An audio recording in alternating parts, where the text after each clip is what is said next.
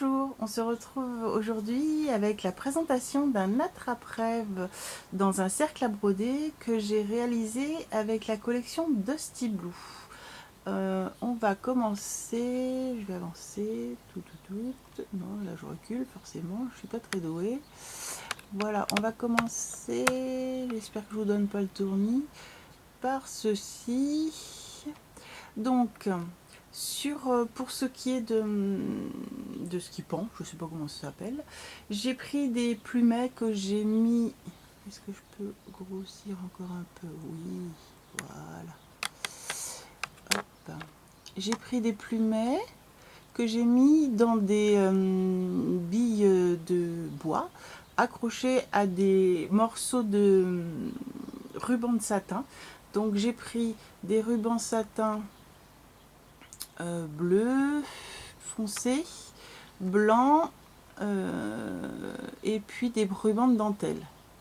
Donc l'idée c'était d'utiliser ce qui me restait de ma collection précédente. Au-dessus, hop. Donc là, tout en haut, j'ai fait un nœud avec de la dentelle.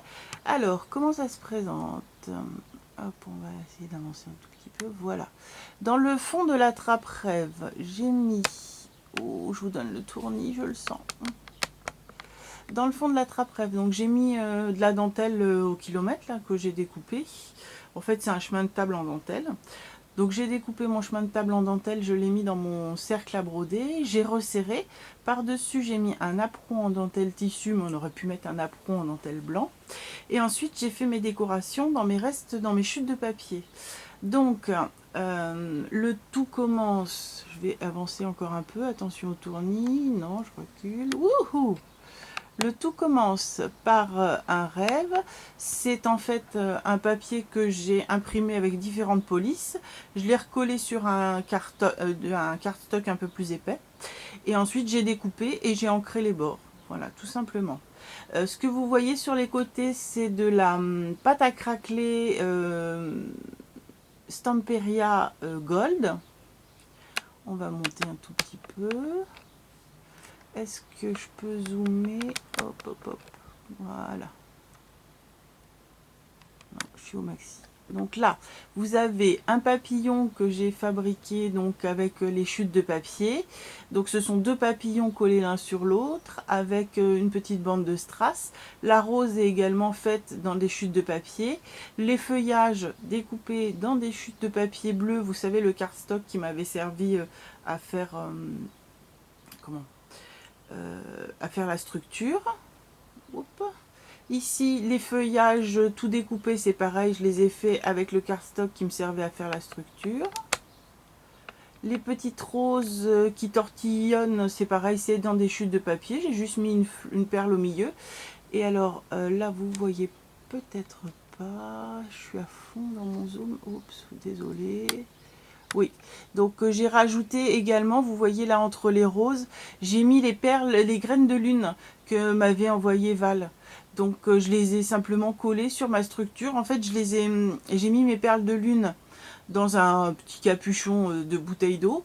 Ce petit capuchon, j'ai rajouté du vernis-colle transparent. Je les ai malaxés ensemble et ensuite je suis venue les mettre sur ma structure. Comme c'est du tissu, je savais pas trop comment faire et finalement ça tient bien. Voilà. Alors, on va se reculer. Alors, les roses, les grosses roses, je vous mettrai en barre d'infos. J'avais déjà fait un tuto sur ces grosses roses qui sont faites avec